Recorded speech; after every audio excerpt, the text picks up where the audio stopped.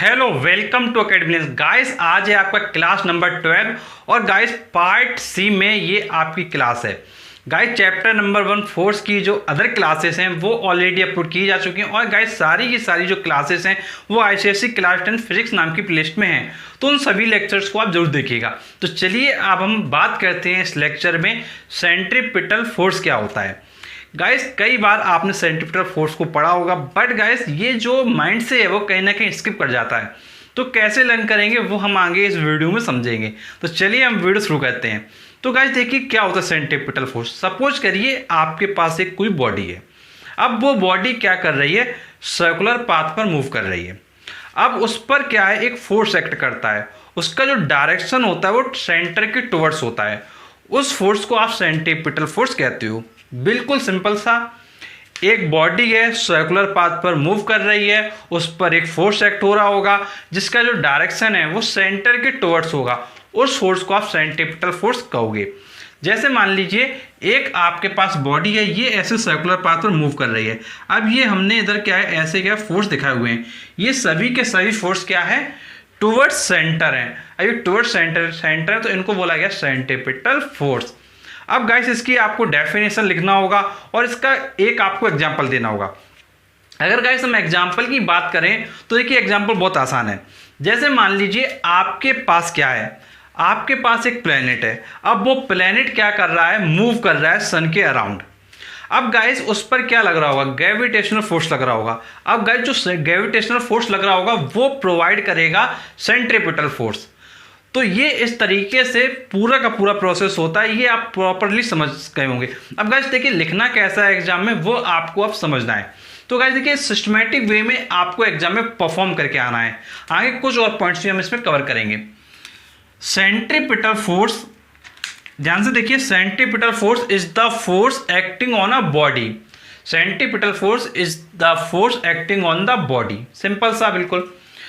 Moving in a circular path, तो जैसा मैंने आपसे कहा था कि जो बॉडी वो सर्कुलर पाथ में मूव करेगी, तो वही लिखा गया है moving in a circular path in a direction towards the centre of the circular path. मतलब जो इसका डायरेक्शन है वो सर्कुलर पाथ के टुवर्ड्स है। तो यही मैंने आपसे बोला कि सर्कुलर पाथ है, उसका जो सेंटर है उसके टुवर्ड्स इसका डायरेक्शन है। तो बिल्कुल सिंपल सा हो जाता है आपका centripetal force is the force acting on a body moving in a circular path in a direction towards the center of circular path। तो इसको आपने बोल दिया सेंट्रीपिटल फोर्स। ये अब आप समझ गए।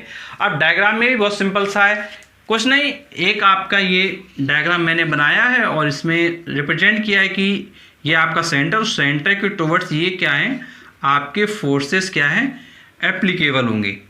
ये सेंटर आपका ओ होगा, इसको आप ओ लिख दीजिए और ये आपके पॉइंट्स बोल दीजिए ए बी सी डी। तो ये डायग्राम आपका क्या है, इधर बनाया गया है।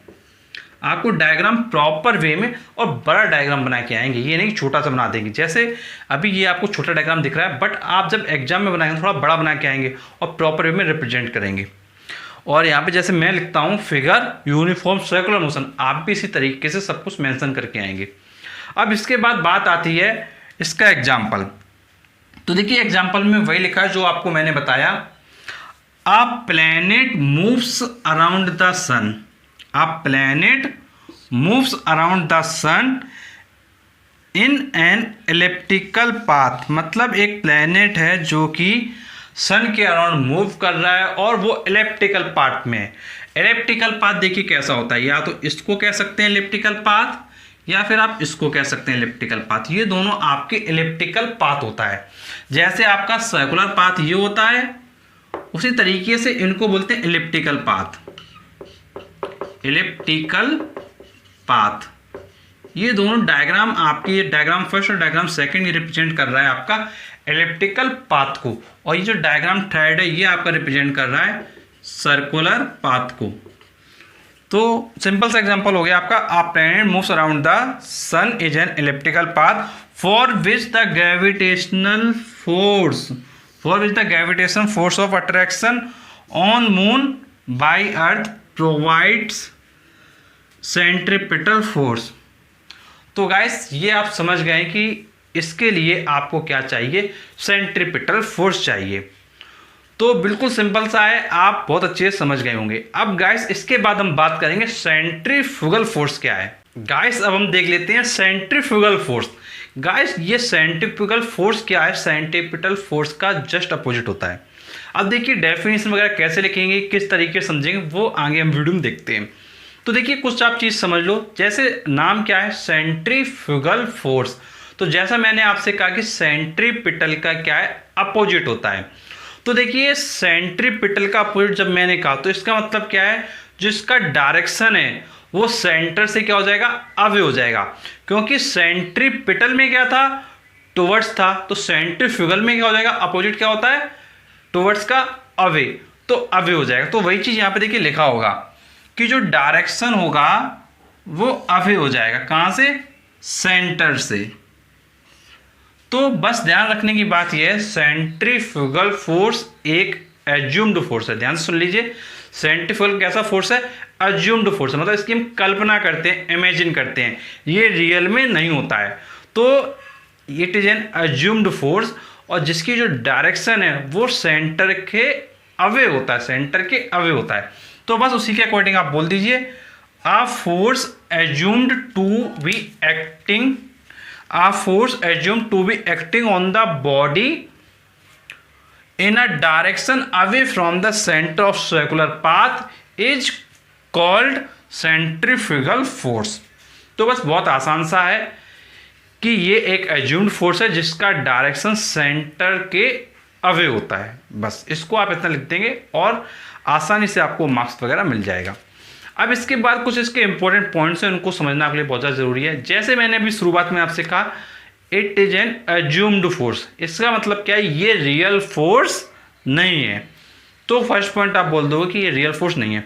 और दूसरा पॉइंट आप बोल दोगे सेंट्रीपिटल का जो डायरेक्शन होता है, सेंट्रीपिटल फोर्स का जो डायरेक्शन होता है उसका अपोजिट डायरेक्शन होता है सेंट्रीफ्यूगल फोर्स का। तो बस वही पॉइंट आप यहाँ पे मेंशन कर दोगे।